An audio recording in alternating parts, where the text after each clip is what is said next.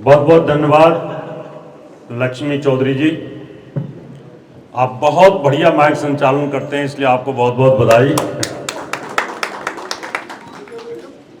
आज के इस प्रोग्राम के संचालक कृपाराम उपाध्याय जी, सक्सेना जी और उनकी पूरी टीम के सभी सदस्य, मंच पर उपस्थित सभी विद्वान दिव्यांतमाएं और मेरे सामने उपस्थित सभी विद्वान बंधुओं, अभी यहाँ 2-3 प्रश्न आए थे, पहले मैं उनका जवाब दूंगा।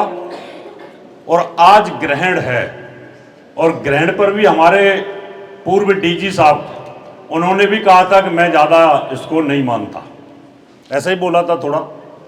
तो इनका मैं वैज्ञानिक आधार आपको बताऊंगा, जिससे कि कल को टीवी की डिबेट पर आप बैठें और कल को आपका शास्त्रार्थ कहीं हो जाए तो कोई वैज्ञानिक ये ना कह पाए कि ग्रहण का कोई असर नहीं है। इसका क्या साइंटिफिक फैक्ट है, ये पूरी जानकारी आपको दूंगा। लेकिन सबसे पहले तिवारी जी का प्रश्न लेता हूं। तिवारी जी ने कहा, क्या लगन के नक्षत्र के हिसाब से दशाओं की गणना हो सकती है? इसका साफ साफ जवाब है, बिल्कुल नहीं। हमारी लगनें 3 होती हैं।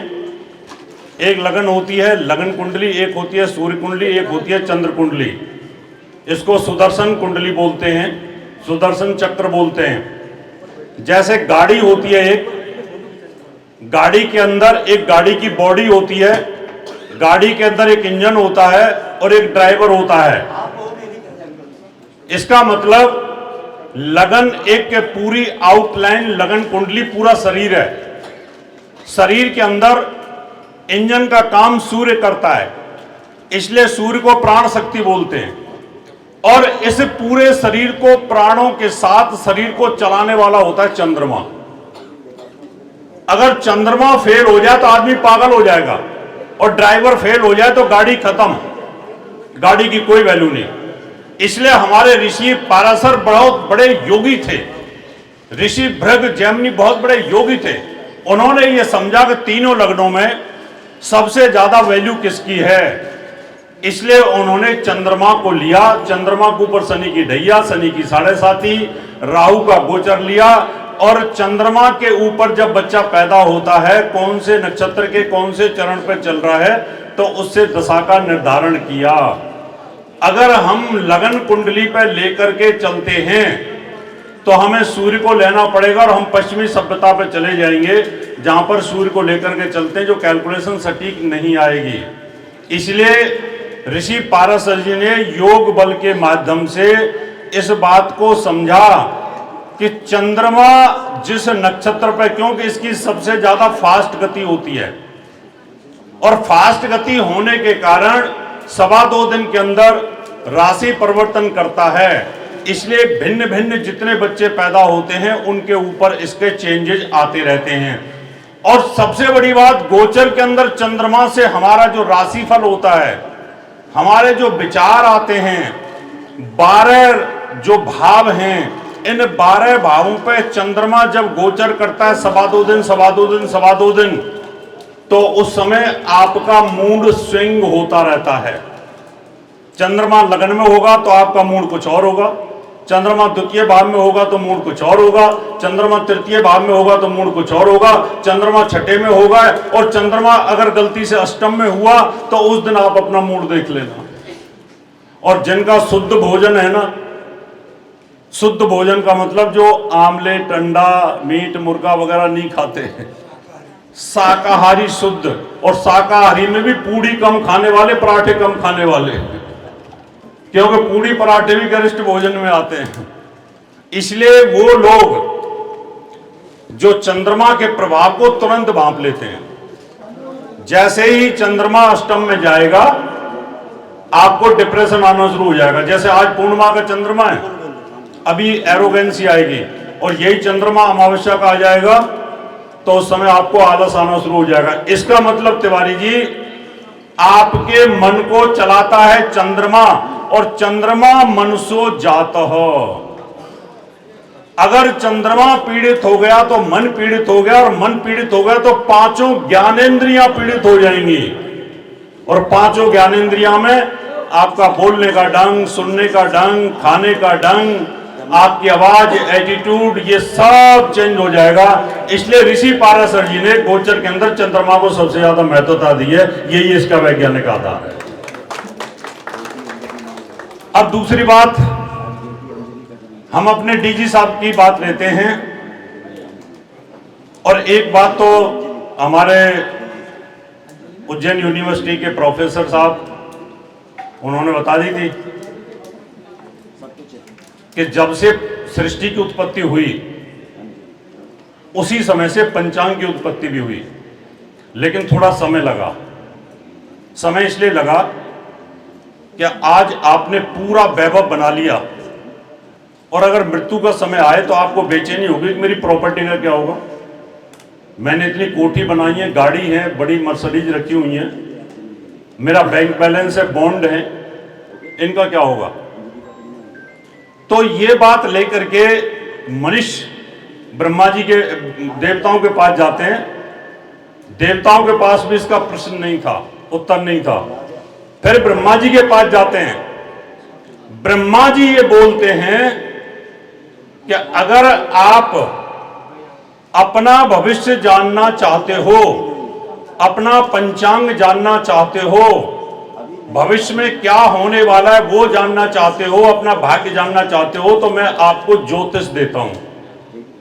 इसलिए उन्होंने अपने पुत्र सूर्य को सूर्य सिद्धांत दिया। सूर्य सिद्धांत से पंचांग की उत्पत्ति होती है। जब आप ज्योतिष में रमण करना शुरू कर देते हो, फिर आपको यह लगता है कि इतनी बड़ी एक्यूरेसी किसने दी, आज नासा भी नहीं दे पा रहा। जब यह जानने की इच्छा होती है तब आपको लगता है भगवान है।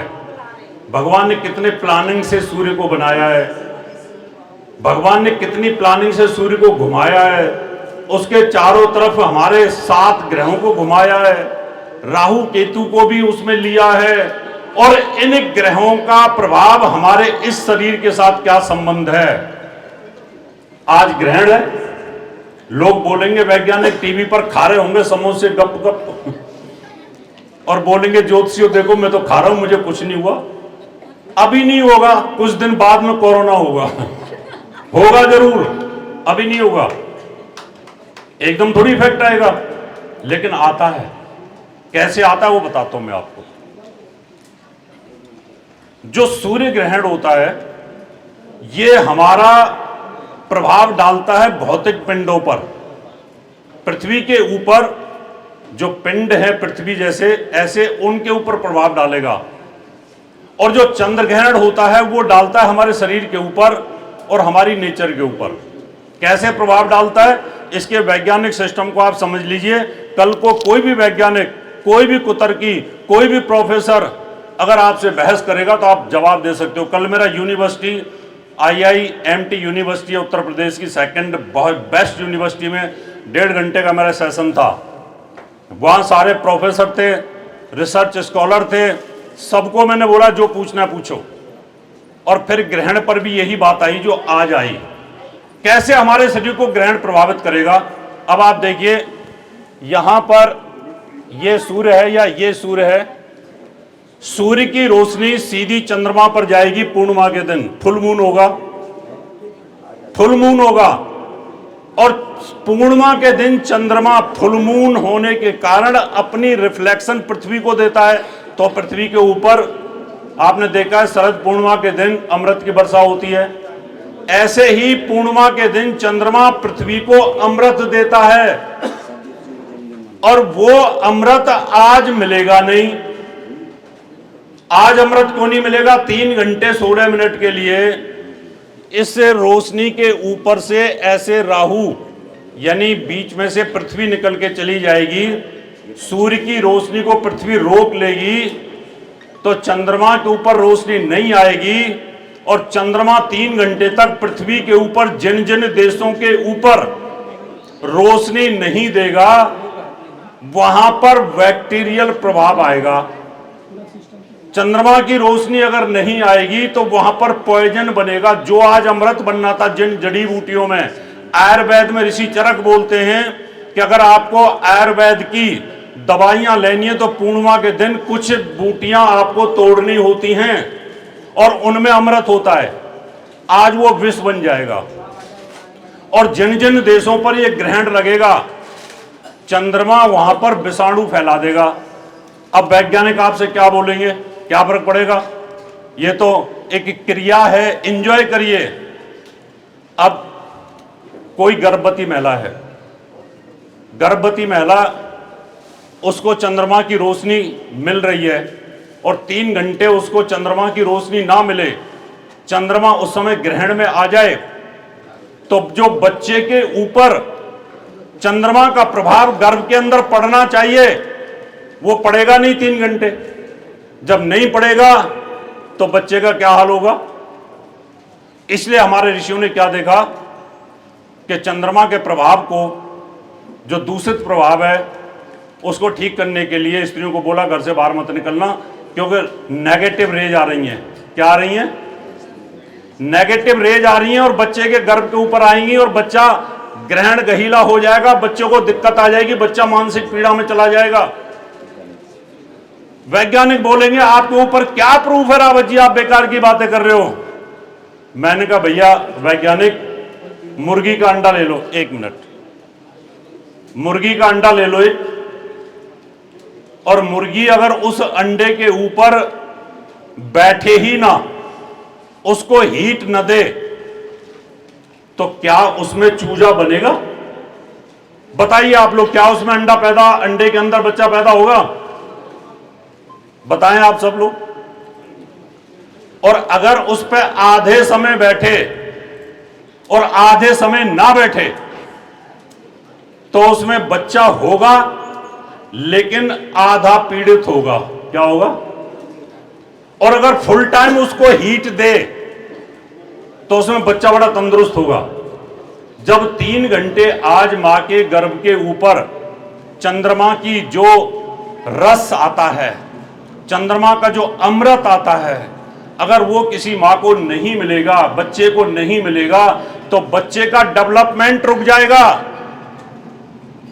गर्भ के अंदर धृतराष्ट्र था, वेद व्यास जी ने बोला ये अंधा होगा। उनको कैसे पता चला?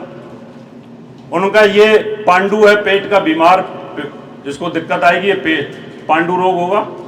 और ये विदुर है, ये बहुत इंटेलिजेंट होगा। इसका मतलब 9 महीने 9 दिन बच्चा गर्भ के अंदर रहता है। सारी हमारे 9 ग्रहों की किरणें, जिसमें 7 भौतिक पिंड होते हैं, उन सब का प्रभाव गर्भ के ऊपर होता है। इसलिए हमारे यहाँ गर्भाधान संस्कार से लेकर के बाकी के संस्कारों की गणना की गई। लेकिन फॉलो तो करो, उसको समझने की तो जरूरत है। जब हम समझते नहीं हैं तो हमारे कहीं ना कहीं हम पीछे बैक फुट पे चले जाते हैं और वैज्ञानिक जीत जाते हैं और वो समोसा खाना शुरू कर देते हैं। इसलिए ग्रहण का, चंद्र ग्रहण का प्रभाव मानसिक पीड़ा देता है और सूर्य ग्रहण का प्रभाव यूनिवर्स के अंदर भूकंप, तूफान, युद्ध, ये सब चीजें आती हैं। लोग बोलते हैं रावत जी आपने 8 भविष्यवाणी करी थी, यूट्यूब के ऊपर अभी रखी हैं, 8 की 8 सटीक क्यों हुई? जबकि 2025 को सब लोग ये कह रहे थे कि 2025 बहुत बढ़िया है, बहुत बढ़िया है, 9 नंबर का है, मंगल का है, फलाना हुआ, ढिकना हुआ। 2024 में पूरे यूट्यूब के ऊपर यही हल्ला मचा हुआ था, लेकिन मैं अकेला ये कह रहा था 2025 सबसे बुरा होगा। मैंने कहा 2025 में नए देशों के युद्ध होंगे, 2025 में भयंकर हवाई जहाज दुर्घटनाएं होंगी, 2025 में पानी के जहाज डूबेंगे, 2025 में भयंकर बाढ़ आएगी, 2025 के अंदर बहुत बुरी स्थिति पैदा होगी। सारी की सारी भविष्यवाणियां सच हुई। वैज्ञानिकों ने पूछा कैसे हो गई ये? तो आपको अंतरिक्ष के अंदर, ब्रह्मांड के अंदर ग्रहों का जो कॉम्बिनेशन बनता है वो हमारे शरीर को चलाता है, हमारे शरीर के ऊपर पूरा इफेक्ट आता है। इसलिए चंद्र लगन के ऊपर जब चंद्रमा पीड़ित होगा, ऐसा नहीं है कि चंद्रमा पे शनि की 7.5 चलेगी तो ही आदमी पीड़ा में होता है। ध्यान से सुन लेना कई बार शनि की 7.5 नहीं भी होती है, लेकिन आदमी फिर भी भय और डिप्रेशन में रहता है। क्यों रहता है? कि चंद्रमा के ऊपर जब 1.5 साल का राहु चलेगा, चंद्रमा के ऊपर 1.5 साल राहु चलेगा, तो वो भी 7.5 से ज्यादा खतरनाक होता है। आदमी को भय लगता है, आदमी को टेंशन होती है, एंजाइटी होती है, और हम बोलते हैं कि 7.5 भी नहीं है, शनि की महादशा भी नहीं है, लेकिन फिर भी आदमी पीड़ा में है। चंद्रमा के ऊपर अगर केतु की दशा चल रही है, केतु का मूवमेंट है, दशा नहीं, उसका मूवमेंट चल रहा है, तो भी आदमी गन उठा लेता है। जबकि ना 7.5 है, बृहस्पति की दशा चल रही है। हम कहते हैं बृहस्पति की दशा में ये आदमी क्रिमिनल कैसे हो गया, ये डॉन कैसे हो गया, ये मर्डर कैसे कर रहा है, और ये बृहस्पति की दशा में जेल कैसे चला गया। ज्योतिषी फिर वहां पर क्या होता है, ज्योतिषी को मुंह की खानी पड़ती है। वो सोचता है यार दशा बृहस्पति की, अंतरदशा शुक्र की, इतने बढ़िया बढ़िया दशा, फिर भी ये कहीं ना कहीं आदमी मर्डर कैसे कर गया। क्योंकि ये देखा नहीं कि चंद्रमा जहां है उस राशि के ऊपर आपका केतु और मंगल का मूवमेंट है, विस्फोटक योग बना हुआ है, और उस विस्फोटक योग के कारण भयंकर स्थिति आएगी। अभी जब सूर्य और केतु की युति हुई तो मैंने वीडियो डाला एक, उस वीडियो में मैंने कहा कि जब सूर्य और केतु की युति होगी तो कोई देश का प्रधानमंत्री, राष्ट्रपति मृत्यु को प्राप्त होगा। अब ये बोलने के लिए तो बड़ी हिम्मत चाहिए, लेकिन वो हूती वाले सारी सरकार ही मार दी इजराइल ने, प्रधानमंत्री भी गया, पूरी मिनिस्ट्री भी गई, और फिर सतपाल मलिक जो थे हमारे वो भी गए, और हमारे झारखंड के पूर्व मुख्यमंत्री साहब थे वो भी चले गए। इसका मतलब हमें गोचर को, आज का गोचर किसी बच्चे की जन्म कुंडली है, ये ध्यान कर लेना। आज का गोचर किसी बच्चे की जन्म कुंडली है। जो गोचर के नियम को जानता होगा वो बहुत अच्छी भविष्यवाणी ज्योतिषी कर सकता है। मित्रों,